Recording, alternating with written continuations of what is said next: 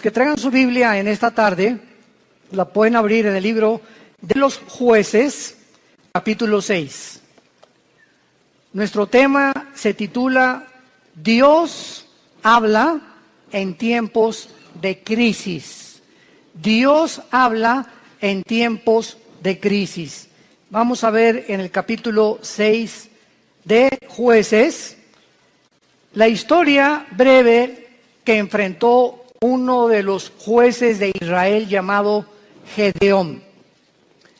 El libro de los Jueces, y esta es una característica increíble de la Biblia, que no se nos oculta los pecados de los más grandes hombres, ni tampoco se nos oculta los pecados de diferentes tribus o naciones que han a través del tiempo atravesado nuestra historia.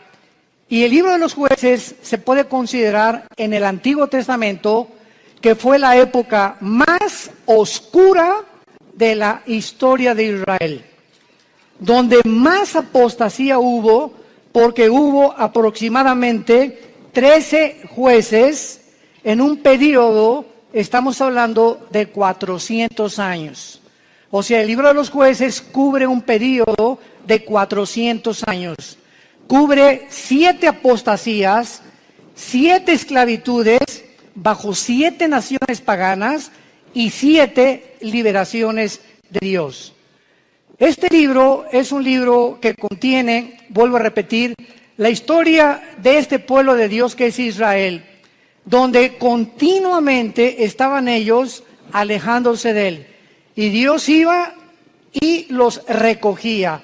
Pero siempre Dios tiene hombres o mujeres que Él escoge para que tú vayas a tu casa a traer a tu familia a la cruz, para que puedas traer a tu nación a la cruz, para que en tu escuela comiences a alborotar la escuela y a conseguir que en tu escuela se hagan conferencias, para que podamos alcanzar al mayor número de personas, para que en tu negocio, en tu consultorio médico, en tu bufete de abogados, en tus despachos de contaduría, en tu taller de carpintería, Dios nos llama a nosotros para que seamos luz.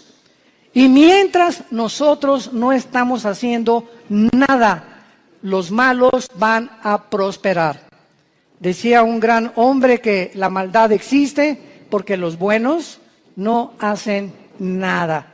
Entonces, si nos limitamos a ser cristianos de domingo y solamente venimos el domingo a persinarnos y a tener un devocional, oír la palabra, y no entendemos la responsabilidad tan enorme que Dios nos ha encomendado, estamos muy, muy lejos de poder verdaderamente presentarnos delante de Dios sin tener nada de qué avergonzarnos.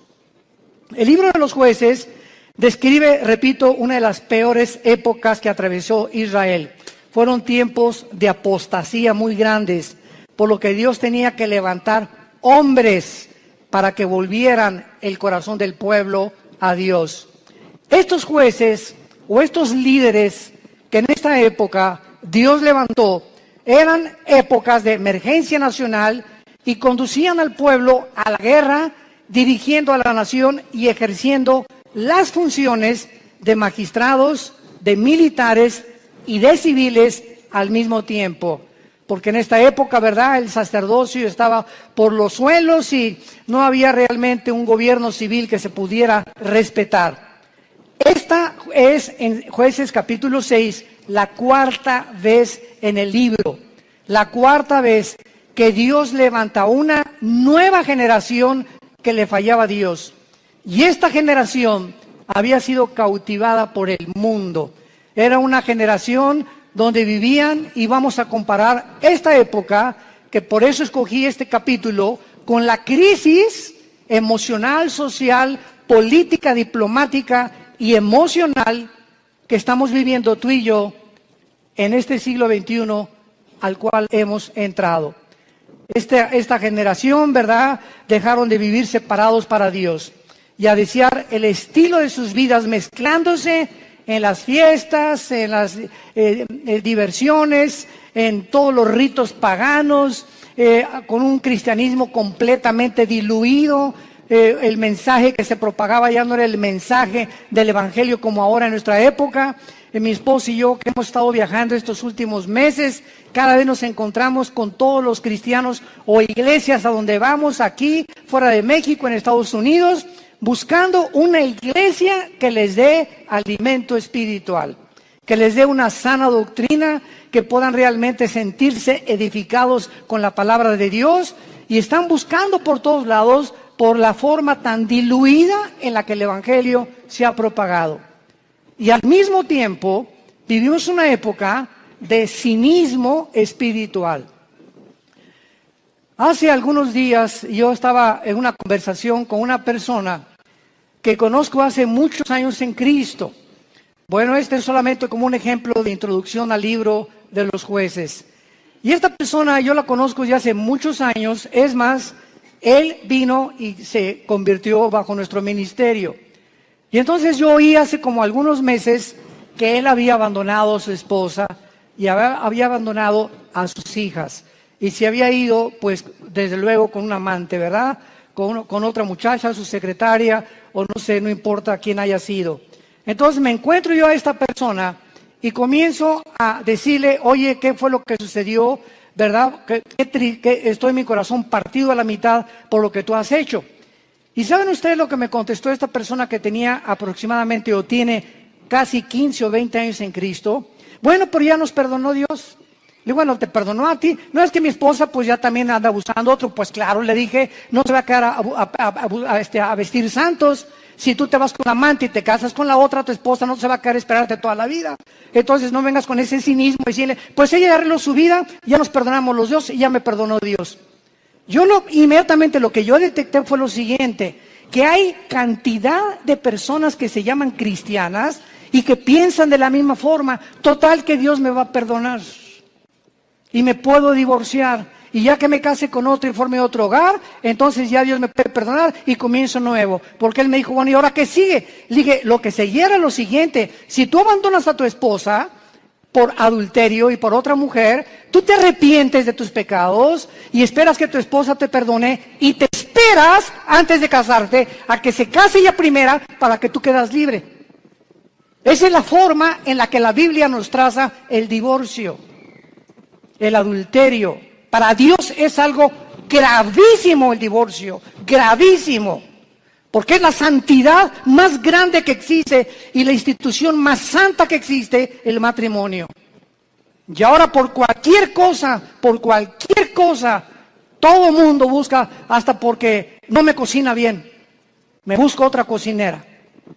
Es increíble la ligereza en la que la sociedad se encuentra actualmente. Y de acuerdo a la Biblia, la única causal de divorcio es el adulterio, nada más. Que me pega, pues te esperas y oras por él y se separan temporalmente, pero es el adulterio la única razón y el abandono de hogar, que el gavilán te pega y se va con otra, que abre la jaula y que vuele lo más lejos que pueda. Pero bajo ninguna otra circunstancia la Biblia aprueba el divorcio. Todo esto lo vamos a tratar en el seminario de matrimonios allá en la Riviera Maya. Estoy preparando una serie de mensajes tremendos. Los esperamos que nos acompañen ahora en octubre. Y este es solamente un caso de cómo vivían los jueces. Era un tiempo de cinismo espiritual. Era un tiempo en que todo lo tomaban a la ligera. Al cambio que Dios me perdona. Esto se llama tomar la gracia con libertinaje. Aprovecharse de la gracia de Dios y vivir una vida de libertinaje. Pues al cambio que Dios me perdona.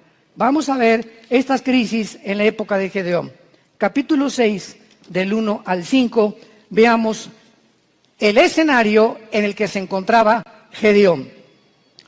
Los hijos de Israel hicieron lo malo ante los ojos de Jehová, y Jehová los entregó en mano de Madián por 7 años. Recordemos que Madián era uno de los hijos de Cetura, la segunda esposa de Abraham. Cuando se murió Sara, se casó con Cetura y de ahí nacieron los madianitas. Lo podemos ver en Génesis capítulo 25. Entonces los madianitas eran primos hermanos de los israelitas o medios hermanos de los judíos. Y la mano de Madián prevaleció contra Israel.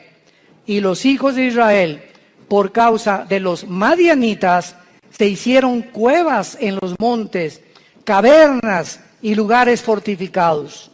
Pero pues sucedía que cuando Israel había sembrado, subían los madianitas y amalecitas, y los hijos del oriente contra ellos subían y los atacaban. Y acampando contra ellos, destruían los frutos de la tierra hasta llegar a Gaz. Y no dejaban que comer en Israel ni ovejas, ni bueyes, ni asnos. Porque subían ellos y sus ganados, y venían con sus tiendas en grande multitud, como langostas. Ellos y sus camellos eran innumerables, así venían a la tierra para devastarla. No cabe duda que podemos nosotros, con esta introducción, poder comparar la época en la que nosotros estamos viviendo y el paralelo tan grande que existía en los tiempos de Gedeón y nuestro tiempo actual. Vemos en estos primeros 5 versículos la primera clase de crisis. Estaban atravesando una crisis social y de mucha violencia. Israel se había abandonado de los caminos de Dios. Dios los entrega en manos a enemigos, porque esta es la forma como Dios trata con todos nosotros. Dice la Biblia que mientras estamos en la luz, 1 Juan capítulo 1, la sangre de Cristo nos limpia de todo pecado. Bajo la luz, el diablo, los demonios no pueden meterse con mi vida, ni con mis hijos menores de edad, porque estoy bajo la protección de Dios. En el momento en que nos movemos y regresamos a la dimensión de las tinieblas, que es donde Satanás tiene acceso, Satanás no tiene acceso a la luz. Dios es luz y no hay tinieblas en él. Entonces las tinieblas están relacionadas con el pecado. El momento en que tú pecas, o ya traes una mujer en tu mente que no es tu esposa, o ya metiste pornografía a tu casa, o ya comenzaste a hacer cosas que son desagradables a los ojos de Dios, sin que tú te des cuenta, si tú mantienes este tipo de vida, comienza el cerebro y las emociones a ser afectadas, y entonces viene lo que se llama el engaño, donde comienzas a engañarte, porque el pecado tiene el poder de engañarnos, y comienzas a convencerte que no estás tan mal. No, esa es una prostituta, esa sí está mal. No, yo no soy con mi compadre si es borracho, parrandero y jugador. Yo por lo menos estoy casado con mi esposa y tengo mis aventuritas, ¿verdad? De vez en cuando, una canita al aire, pero de vez en cuando. Y Dios es un Dios que dice la Biblia, sus párpados nos examinan y nuestros caminos están delante de Él las 24 horas del día. Y cuando viene el engaño, cuando vienes tú a la iglesia a oír la palabra de Dios como los domingos o los estudios entre semana que muchos de ustedes toman o en el ITI, el propósito de Dios al exponernos a su palabra es abrirnos el entendimiento para convencernos de pecado. Siempre que hay un mensaje de la Biblia, hay algo que el Espíritu Santo usa que se llama la convicción de pecado, porque solo Él, ni el pastor, ni tu compadre, ni nadie te va a convencer que estás mal más que la palabra de Dios. Entonces nos exponemos a la palabra de Dios y tú en esta tarde que escuchas tienes esta oportunidad en la que Dios te está hablando. Yo no sé tu vida. Muchos dicen, es que ¿quién le contó mi vida? Nadie me ha contado tu vida, ni te conozco, mosco. Entonces ese es un problema tuyo y con Dios, pero Dios usa la Biblia, y si tú cuando oyes la palabra de Dios no te arrepientes y sales por esa puerta igual que como entraste, viene lo que se llama la dureza del corazón, que se usa con la palabra porosis en el griego, que es cuando un carpintero o una persona que usa instrumentos de martillos y de cinceles está golpeando y golpeando hasta que te salen callos en las manos. Esto es un fenómeno muy interesante. Y cuando te salen callos, lo interesante que el callo no tiene células, Le metes al callo una aguja y no lo sientes. Trátalo y vas a ver cuando te salga un callo, porque es tejido muerto. Y esta palabra se usa en el hebreo y en el griego para describir la dureza del corazón que muchos cristianos comienzan a tener, donde llega el momento que la palabra, como una espada que quiere cortar, ya no corta, porque ya perdiste la sensibilidad al Espíritu Santo. Y entonces, cuando llegas a ese punto donde ya no eres sensible a la palabra de Dios y que no te das cuenta cuán duro está tu corazón, si eres una persona regenerada por el Espíritu Santo y realmente naciste de nuevo, eres un hijo y eres una hija de Dios, Hebreos 12, Dios te va a disciplinar.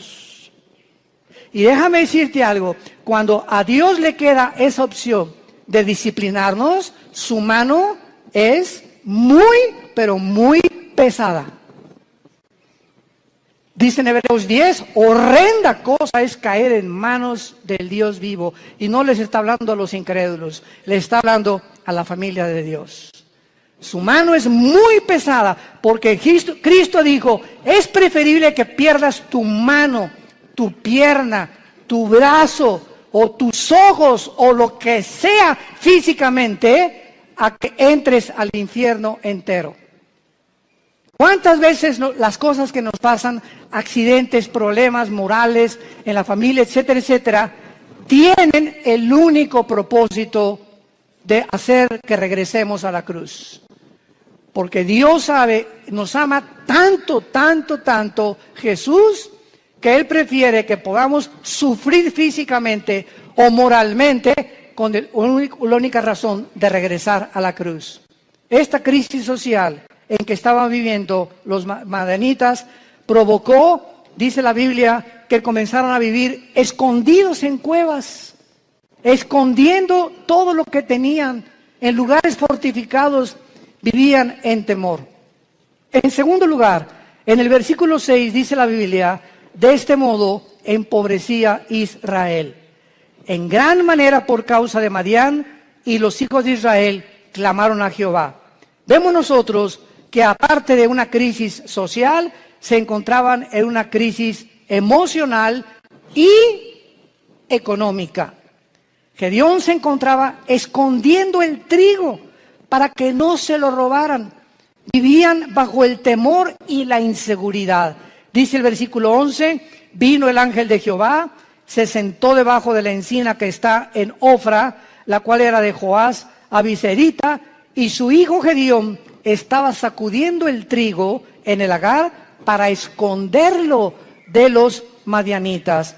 Y en tercer lugar, no solamente vivían una crisis social y de violencia, una crisis económica y emocional, sino que la peor de todas era la crisis moral y espiritual en que se encontraban. Versículos 12 y 13. Y el ángel de Jehová se le apareció a Gedeón desde luego y le dijo, Jehová está contigo, varón esforzado y valiente. Y Gedeón le respondió, Señor mío, si Jehová está con nosotros, ¿por qué nos ha sobrevenido todo esto?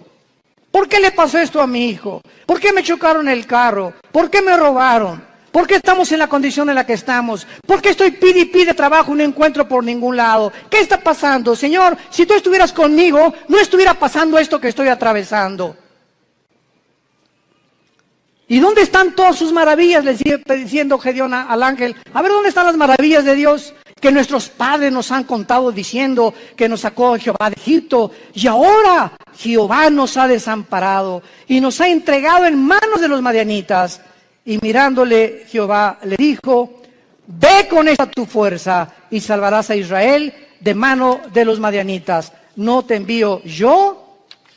Vamos a ver esta aplicación rápido de las tres crisis sociales para continuar desarrollando esta conferencia. De la misma manera, la sociedad en que vivimos ahorita, vivimos una crisis social, oprimida por la inflación, las guerras, el hambre, las naciones fuertes oprimiendo a las débiles, crímenes, secuestros, robos, actos de terrorismo al inicio del siglo XXI. Agreguémosle esto, que vivimos, escuchen esto, vivimos la confusión política y diplomática más grande de la historia. Vivimos la confusión política más grande y diplomática de la historia. Podríamos decirle nosotros que nacimos después de la Segunda Guerra Mundial, que desde la Segunda Guerra Mundial, que Estados Unidos se levantó como la supremacía política, económica y militar del mundo, seguido por la Unión Soviética o las repúblicas socialistas soviéticas, hasta el siglo XXI hemos entrado a un punto donde ya entre las mismas naciones, a pesar de la grande tecnología y los avances científicos que tenemos, nos encontramos tan confundidos políticamente, donde ya los gobiernos del mundo ya no saben qué sistema de gobierno utilizar, si socialismo, si comunismo o socialismo y comunismo mezclarlo, si democracia, si monarquía, porque los sistemas que se han probado hasta el siglo XXI, las mismas democracias han fracasado. El siglo XX demostró que el comunismo no era un sistema que se podía aplicar a ningún gobierno del mundo. Como lo dijo Mikhail Gorbachev en su libro La Perestroika. Vemos ahora que la democracia, pues se siguió el patrón de la democracia y el modelo de la democracia, porque era Estados Unidos el que iba como líder. Y los países dijeron, bueno, pues si en Estados Unidos el mejor vestido, el país mejor vestido, el mejor alimentado, el que más guerras ha conquistado, guerras ha ganado, y el que sacó al comunismo, al fascismo y al nazismo del siglo XX, vamos a seguir ese modelo. Y vemos ante nuestros ojos, al entrar aquí al siglo XXI, los que venimos desde el siglo pasado, que la democracia es una fanfarronería ya. Ya no es cierto que hay democracia, no es cierto que el pueblo gobierna, no es cierto que hay respeto por las instituciones. Vivimos una confusión, un caos político y diplomático, donde todos los sistemas se están derrumbando a nuestros ojos, todas las ideologías se están desmoronando, todo está cayendo delante de nuestros ojos, y ahorita los jóvenes, nunca, como en los últimos 10 años, había habido tantos suicidios de muchachos de 8 a 16 años. Nunca había habido tantos suicidios. Los jóvenes están quitando la vida, no quieren vivir en el mundo que tú y yo vivimos. Y ahí están muchos de nuestros hijos también. Dichosos los padres que tienen una educación cristiana a sus hijos. Dichosos sean. ¿Por qué? Porque se están cansados de tantas mentiras, de tanta hipocresía que ven por todos lados. Y cuando nosotros, que se supone que somos la única luz, les mentimos y nos ven que somos completamente unos farsantes en el lugar, y peleándome enfrente de ellos y con mi esposa y yo, y dándoles un mal ejemplo, ¿qué les queda a los jóvenes? Si no es Jesús, ¿quién más entonces dicen ellos? Si Jesús no funcionó en mis papás, ¿cómo va a funcionar conmigo? Y en el día del juicio y el día del tribunal de Cristo daremos cuentas de todas estas ingratitudes y deslealtad que tuvimos hacia Dios. Vivimos un mundo de confusión y de crisis social. En segundo lugar, vivimos también, como en los tiempos de Gedeón, una crisis emocional y económica. La mayor parte del mundo ahorita está tratando por todos los medios de esconder su dinero. ¿En qué puedo invertir mi dinero? No se imagina la cantidad de correos que nos llegan. Oiga, ¿qué me recomienda, pastor? ¿Comprar euros o en el dólar o en Wall Street o comprar bienes y raíces? Dicen que el dólar va a seguir cayendo, que viene un caos económico en Estados Unidos que va a hundir el peso aún más todavía, etcétera, etcétera. Y todas las cosas que comienzan a bambolearse, como dice en Hebreos 12, voy a sacudir los cimientos del mundo, la economía, la política, los temas, todo va a comenzar a bambolearse. Así vivimos un mundo donde comenzamos a ver que todo es inestable, todo, no hay nada firme, todo está cayéndose a nuestros ojos, la moral por los suelos, como lo vamos a ver también, la política, la economía, la ideología, todo. ¿Qué entonces hacemos los cristianos? Vivimos una época de crisis, ¿quién lo puede negar? ¿Qué vamos a hacer entonces con el dinero? ¿Vamos a estar igual que el mundo, preocupándonos en qué invertir, escondiendo el dinero debajo del colchón de la cama? Es la crisis en la que estamos viviendo, emocional y económica. Y tantos impuestos, vive la gente angustiada, temerosos, llenos de estrés. La clínica Mayo en Rochester, una de las clínicas más prestigiadas en medicina, el Hospital Hopkins en Inglaterra, de Estados Unidos, de las instituciones más prestigiadas en medicina, llegaron a un acuerdo el año pasado, que la causa número 1 de problemas físicos en el ser humano actualmente y emocionales tienen una sola raíz. Ya no son ataques al corazón, entonces consecuencias. El problema y el peligro más grande que está asumiendo al mundo ahorita, robándole la salud, se llama el estrés. El estrés. Aún mismo el estrés te hace subir el nivel de tu colesterol y de tus triglicéridos. Así que si tú eres una persona que fuiste al médico y tienes más de 200 de colesterol arriba, o tu glucosa pasa de los 100 puntos, etcétera, etcétera, y tú dices, bueno, voy a entrar a una dieta, y crees que con la dieta se va a mejorar, claro que te va a ayudar, pero si no va acompañado con la paz en tu vida, y tú puedes estar comiendo todos los días lechuga y convertirte en el bunny bugs, en el conejo. No importa lo que puedas hacer, si tu vida no tiene paz y no tiene equilibrio y no tiene una estabilidad emocional, no importa lo que hagas, porque emocionalmente lo que descompone el organismo es el cerebro y la falta de paz. El estrés es un estado de angustia, de incertidumbre, que estás así, de enojo, de ira, de desconfianza en el mundo, andas como león enjaulado y se te atraviesa en el tráfico y quieres sacar la pistola y le recuerdas a la mamá y hasta a la abuelita le recuerdas cuando se atraviesan en el tráfico. Y llegas a la casa y estás igual. Entonces, tú no vas a llegar a los 40, 50, 60 años de edad como una persona normal y vas a comenzar a padecer de enfermedades que tienes una buena dieta, pero te está descomponiendo tu estado emocional. ¿Por qué? Porque no tienes paz. Y hace 2000 años, Jesucristo nos dio la medicina para el estrés. Mateo capítulo 6, versículo 25 en adelante. Por nada estén afanosos. La vida es más que el alimento y el cuerpo más que el vestido. Miren ustedes a las aves de los cielos.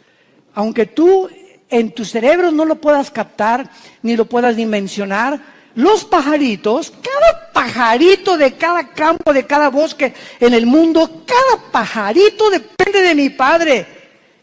Y Dios les puso a los pajaritos un chip para que nunca veas a un pajarito sembrar, para que nunca veas a un pajarito cosechar, y para que jamás vayas a encontrar que ningún pajarito nunca guardan su comida, no la almacenan en Banamex ni en Bancomer.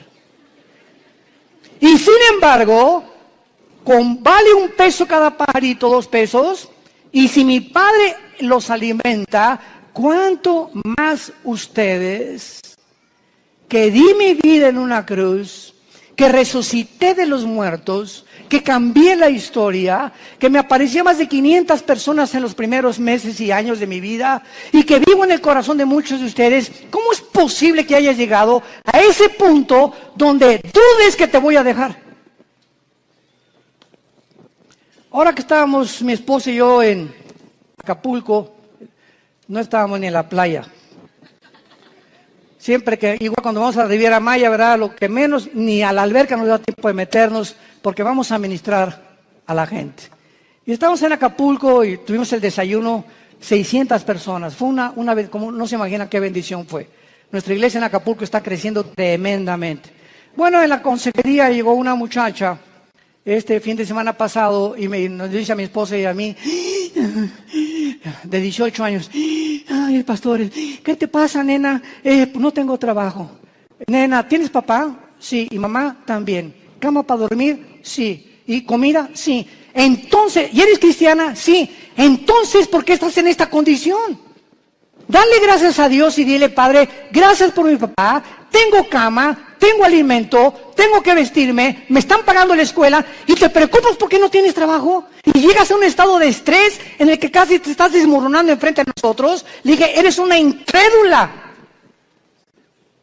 Tú no puedes agradar a Dios de esta manera. El día que tú le des gracias a Dios por lo que tienes y no te fijes en lo que no tienes, Dios te va a dar el trabajo. Fíjense ustedes cómo somos, ¿verdad? ¿Cómo somos nosotros? ¿Cuántos refugiados salen ahorita de Siria? 6 millones. Velos en los periódicos, velos en los videos, con una maleta, con 3 cambios de ropa o 2 a lo mucho, con 3 o 4 chamaquitos detrás de ellos, sin saber qué país les va a abrir la puerta, sin saber si mañana van a dormir en la tierra, en un camión, si los van a matar. Y nos estamos quejando nosotros. Nos estamos quejando nosotros. ¿Será posible que seamos tan malagradecidos?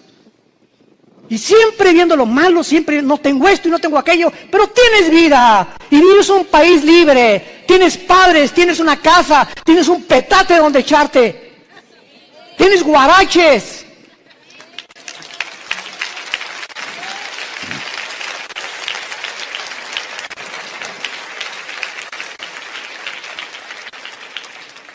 Vivimos una crisis moral y una crisis espiritual, no cabe duda. Y tenemos que entender que no es como comenzamos, recuerda esto, sino como terminamos lo que vale delante de Dios. Como este muchacho que comenzó muy bien, 20 años discipulándolo, ya se va con una otra chamaquita y deja a su esposa y todo. Le digo, recuerda que no es como comenzaste, es como terminaste. Y estás terminando mal, le dije, vas mal y vas a acabar mal. Comenzaste muy bien, pero todo aquello que tú hiciste no te será tomado en cuenta, porque lo que importa es cómo llegamos a la meta. Lo que va a contar delante de Dios. Pues hice un asilo para ancianos, y hice un orfanatorio para niños, eso fue del pasado. Hoy, si tú mueres, hoy en la noche, ahorita saliendo te atropella un camión, se te avienta encima un camión de 10 toneladas. Y te da como tortilla aplastado y llegas al cielo ahorita mismo en la tarde. ¿Qué le vas a decir a Dios? ¿Qué hiciste con tu vida? Lo alabaste, lo bendeciste. ¿Cuánto de tu tiempo se lo dedicaste a Él? ¿A cuántas personas les hablaste de Jesús? ¿A cuántas personas de tu familia ya has traído a la cruz? Hoy, ¿qué es tu vida? Tú no sabes si hoy es el último día que vivimos. Nadie lo sabe. En Hebreos capítulo 6 hay una exhortación muy fuerte y se nos dice, Hebreos 6, 11 y 2. Pero deseamos que cada uno de ustedes muestre la misma solicitud hasta el fin. Otra vez, no es como comenzamos, sino mantener el mismo ritmo.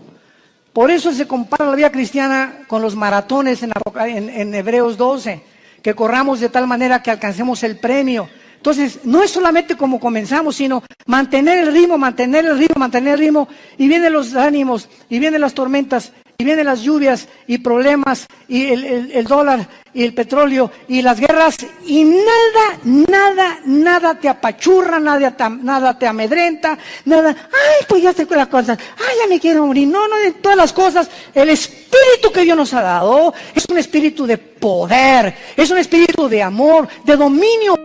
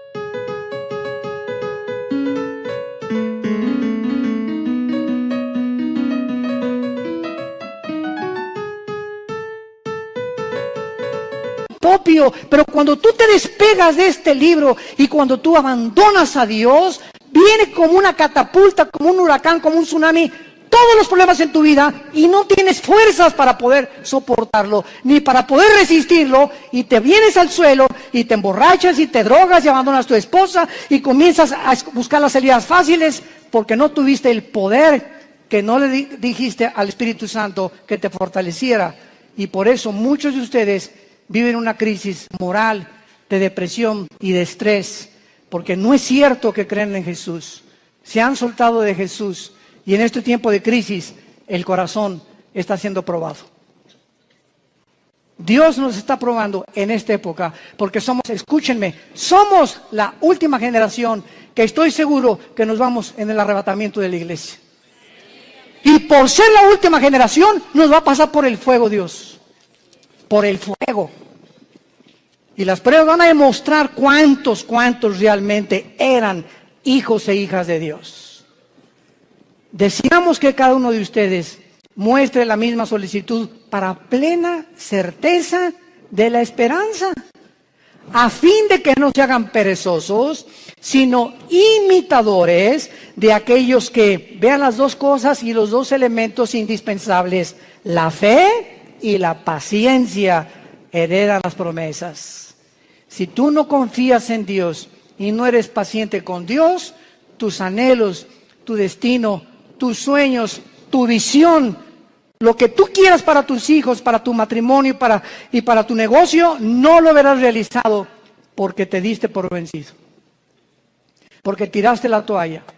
Porque dijiste, no, ya, avienten la toalla, paren la pelea. Ya no aguanto tanto trancazo. Y estamos en un mundo donde vemos los campos llenos de cristianos amargados. Llenos así, si pudiéramos una visión espiritual, así, llenos los campos de cristianos quejumbrosos, amargados, estresados, llenos de rencor, nunca aprendieron a perdonar, nunca se sobrepusieron, nunca pudieron descubrir el poder de la resurrección de Jesucristo en sus vidas, y así te van a enterrar y va a poner un letrero ahí en tu tumba que diga, este fulano nació en las tinieblas, vivió en las tinieblas y regresó a las tinieblas. Nunca vio la luz, no la quiso ver. Y en Hebreos 10, otra exhortación con las mismas características. Hebreos 10, 35 en adelante. No perdáis pues vuestra confianza, que tiene grande galardón, porque les es necesaria la paciencia, para que habiendo hecho la voluntad de Dios, obtengáis la promesa. Pero aún un poquito, y el que ha de venir vendrá y no tardará. Mas el justo vivirá por fe. Y si retrocediere, no agradará a mi alma. Pero nosotros no somos de los que retroceden para perdición, sino de los que tienen fe para preservación del alma. El que tiene al Espíritu de Cristo, porque recibirán poder cuando el Espíritu venga sobre vosotros. El que realmente ha nacido de nuevo, el que ha sido regenerado en su naturaleza y se le ha impartido la naturaleza divina dentro de su alma, esa persona puede caer y puede decir con Pablo, estamos en problemas, pero no desesperados. Estamos con muchas adversidades, pero no angustiados. Perseguidos, mas no desamparados. Derribados, pero no destruidos. Llevando por todas partes la muerte de Jesús en nuestros cuerpos, para que la vida de Jesús se manifieste a través de nuestros cuerpos mortales. Esta es la expresión de un hombre de Dios. Un cristiano verdadero tiene problemas, pero nunca llegará a la angustia. No tengo trabajo. ¿Qué voy a hacer? Nunca llegarás a ese punto de sentirte arrinconado donde no ves ninguna ventana, el mundo se te cerró, todo es tinieblas, porque no puedes ver a través de esas tinieblas, simplemente porque no quieres verla, porque no es cierto que crees en el poder de la resurrección del Hijo de Dios. Decía en Filipenses 2 Pablo, Todo lo que antes lo tenía por ganancia, lo tengo por basura, con tal de conocerle y ser semejante a él en su muerte, y con el fin de poder conocer el poder de su resurrección. No solamente Cristo nos quiere que seamos iguales a su Hijo en conocimiento, en teología y en cosas intelectuales y de mucho conocimiento bíblico, sino que ese conocimiento nos transforme en guerreros, en guerreras, en hombres y mujeres que empujemos en la generación que tenemos, que no tengamos temor de nada ni de nadie, ni de los alacranes.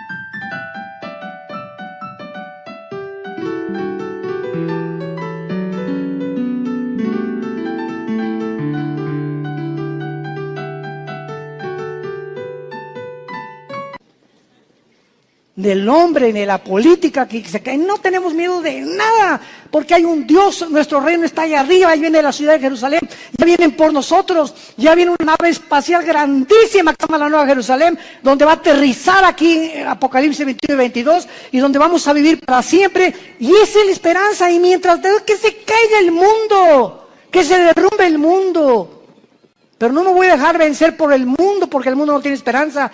Tú y yo tenemos esperanza. Y esa esperanza es la que tenemos que transfundir a nuestros hijos.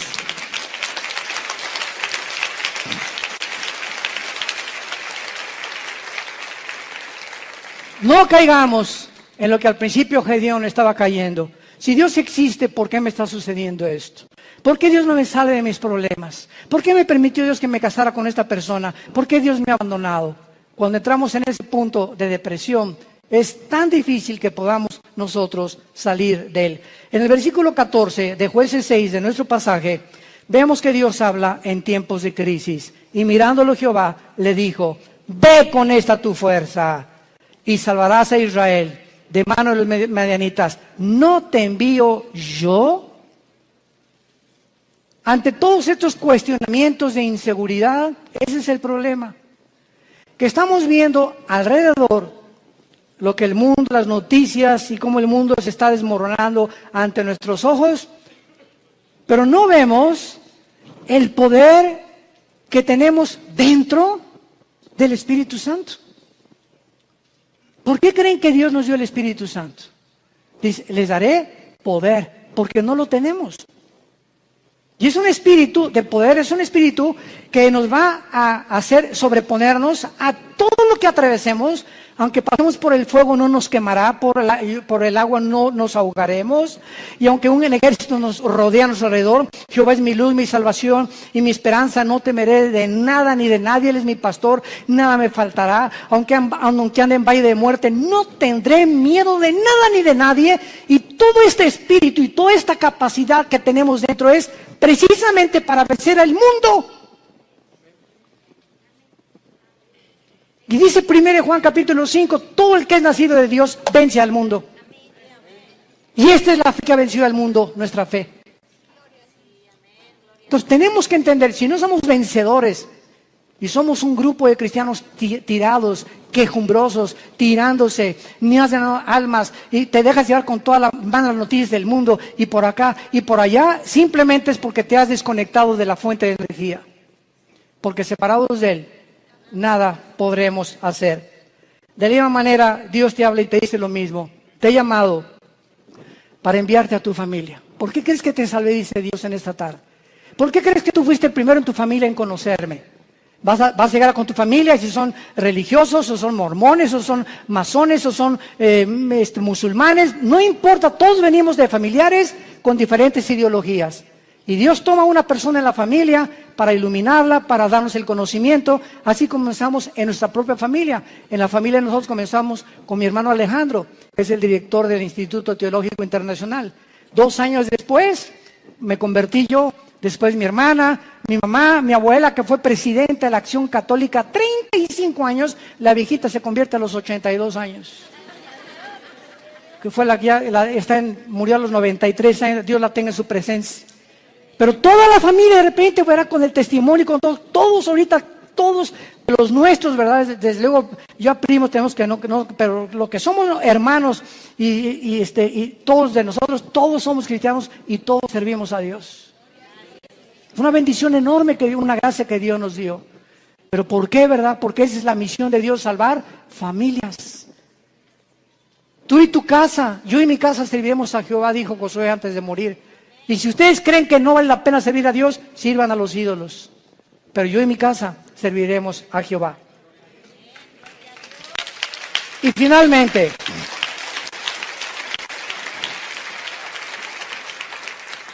Gedeón le responde a Dios, versículo 15 y 16. Entonces le respondió, Señor mío, ¿con qué salvaré yo a Israel? He aquí que mi familia es pobre en Manasés, y yo el menor en la casa de mi padre. Jehová le dijo, ciertamente, yo estaré contigo, y derrotarás a los madianitas como a un solo hombre. ¿Has tú también argumentado igual con Dios? Señor, pero ¿cómo salvaré a mi familia? ¿Cómo les puedo testificar si soy débil? ¿Cómo me pones a mí de maestro de escuela dominical si con trabajo sé enseñar? ¿Cómo me quieres mandar a mí de misionero si tengo miedo de los afganistanes ahí en Venezuela? ¿Cómo me mandas a mí de estas cosas? Y siempre estamos viéndonos nuestras capacidades. Siempre estamos viendo lo que nosotros podemos o no podemos hacer. ¿Cómo no me van a mí escuchar si en mi clase les hablo? Tartamudo, Señor. No veas tu tartamudez, no veas tus discapacidades, no veas tus debilidades, velo a Él.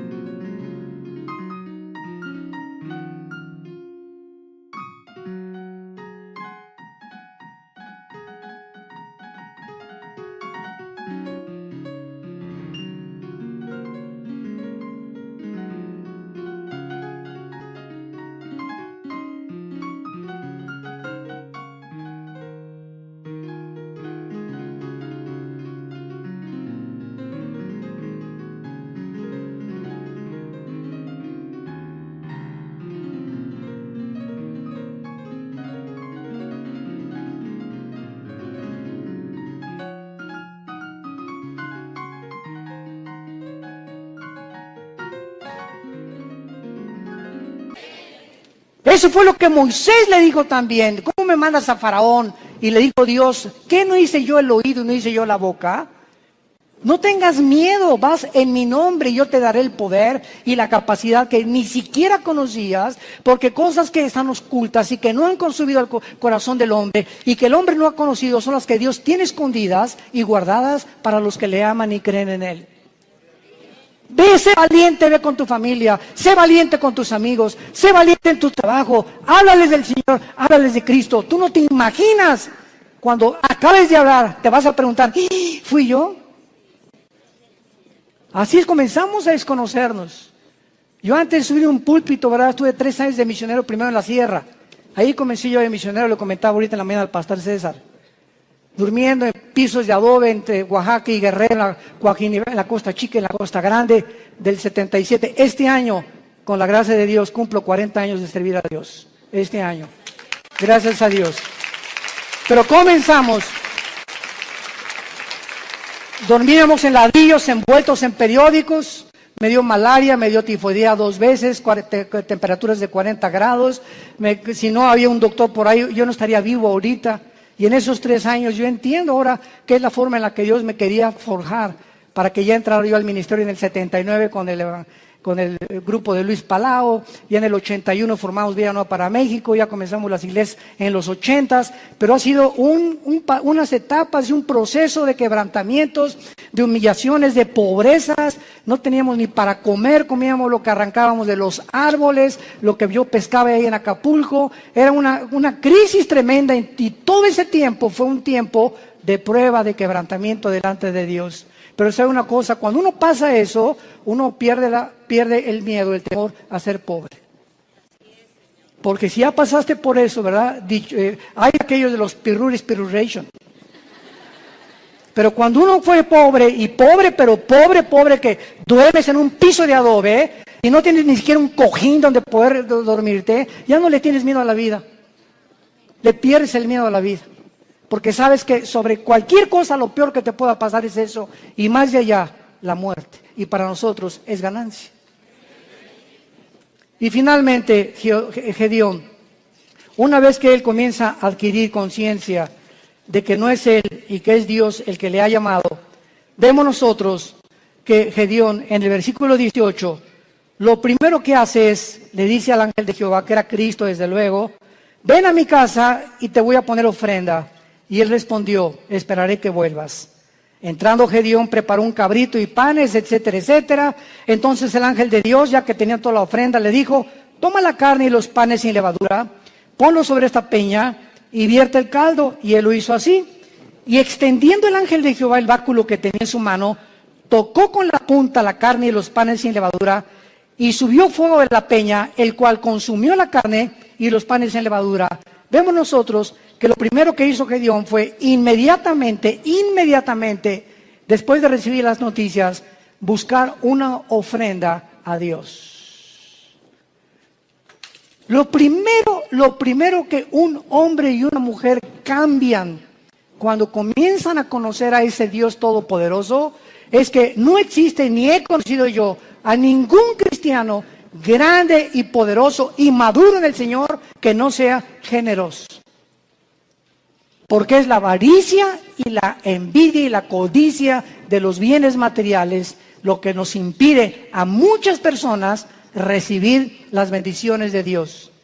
Gedeón buscó una ofrenda inmediatamente. ¿Qué le podemos nosotros ofrecer ahora a Dios? Romanos 12:1, número 1, nuestro cuerpo. Síganme con mucho cuidado. Presentar vuestros cuerpos en sacrificio vivo. Romanos 12:1. Santo, agradable a Dios, que es vuestro culto racional. En el original griego dice, es la manera más racional para vivir. Si tú quieres servir a Dios, lo primero que comienzas es cuidar tu cuerpo. Y no solamente de lo que comes, sino también sexualmente. Nadie puede servir a Dios cuando hay una sensualidad o una sexualidad no controlada. El hombre más sabio de la historia, Salomón, y el hombre más fuerte de la historia, Sansón, los dos fueron vencidos por una mujer que no era su esposa. Y aquí está en la Biblia como ejemplo para que podamos aprender a no confiar en nosotros mismos. El que mire que está firme, mire que no caiga. No jueguen con el pecado sexual. No juegues ni te dejes tocar por tu novio. No toques a tu novia si la quieres. ¿Por qué? Porque eso es santo delante de Dios. No salten a privilegios, jóvenes que me escuchan, que no les corresponden. Espérate hasta el matrimonio. El acto sexual es solamente permitido por Dios y grandemente bendecido dentro de la esfera.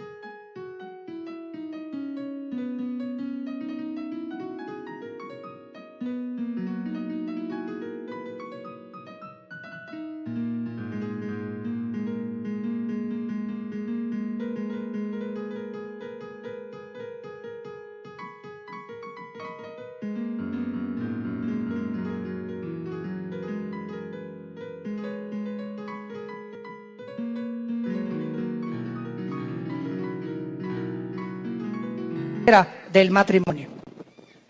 Nunca el acto sexual será bendecido antes o ya casado con otra persona que no sea tu esposa, que se llama adulterio.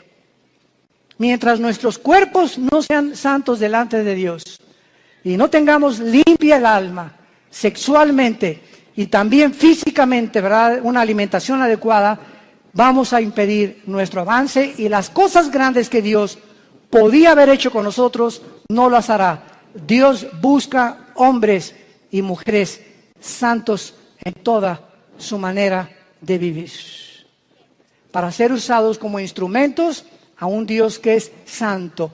Dice en 2 de Timoteo, Pablo, en una casa hay trastos sucios, en tu casa tienes en el fregadero vasos sucios y tienes en la vitrina vasos limpios. Si llegan invitados, ¿qué vasos usas? Los limpios. Y así en el servicio a Dios hay cristianos sucios que están en el fregadero ahorita. Ahí están, Dios está queriendo lavarlos y no los usa Dios. Y quieres que te use Dios, pero no te puede usar porque no estás limpio, entiéndelo. Entonces, si hay algo que Dios quiere usar ahorita y no aprovechamos esa oportunidad, va a buscar a vasos limpios Dios, porque Él es un Dios santo. No nos perdamos esta oportunidad de servir a Dios por nuestra falta de limpieza y de santidad, porque estamos viviendo ante un Dios santo. Y finalmente, dice el versículo 24, y edificó allí Gedeón altar a Jehová y lo llamó Jehová Shalom, el cual permanece hasta el día de hoy y de Ofra. Vemos nosotros que Dios le dice a Dios, yo soy tu paz, y mientras yo tenga tu paz y yo gobierne tu vida sexual, tus pensamientos, tus emociones, tu destino, tú vas a ser un vaso que te vas a rendir. Y nunca nadie ha podido imaginarse lo que Dios puede hacer con un hombre y con una mujer enteramente rendidos bajo su poder. Te damos gracias, Señor, por tu palabra.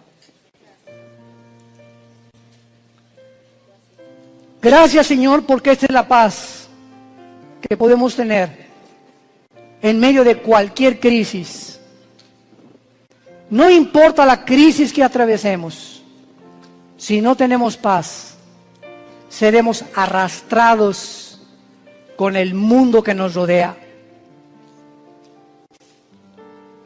Es de la paz que tú necesitas también, y entonces vas a entender que Dios te dice, no temas, yo estoy contigo.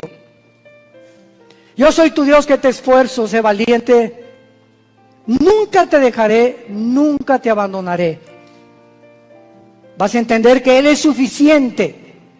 No necesitamos nada ni nadie más que a Él. Su poder con el que hizo el universo nos levantará, nos fortalecerá siempre. Que te pide que le entregues tu vida completamente en sacrificio santo, agradable a Dios, y que necesitas hacer la paz con Él en esta tarde si no la tienes.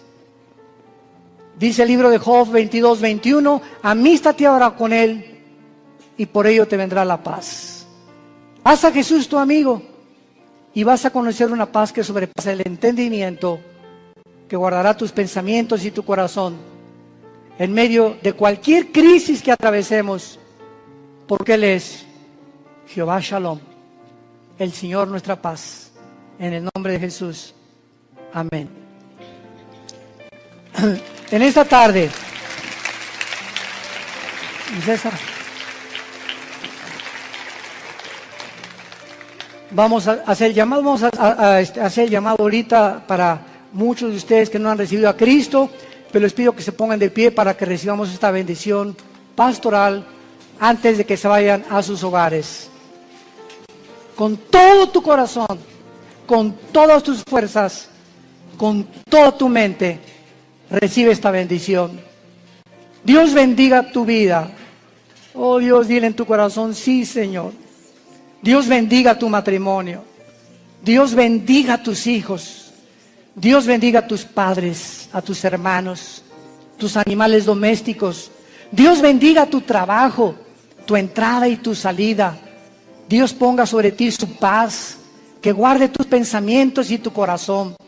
que seas lleno de todo conocimiento y sabiduría que viene de lo alto. Y el Dios de esperanza, que te llene de todo gozo y de paz en el creer, para que abundes en esperanza por el poder del Espíritu Santo. Les bendecimos en el nombre que es sobre todo nombre, en el nombre de aquel que mora dentro de nosotros, que vive dentro de nosotros y que nos dice: estoy contigo todos los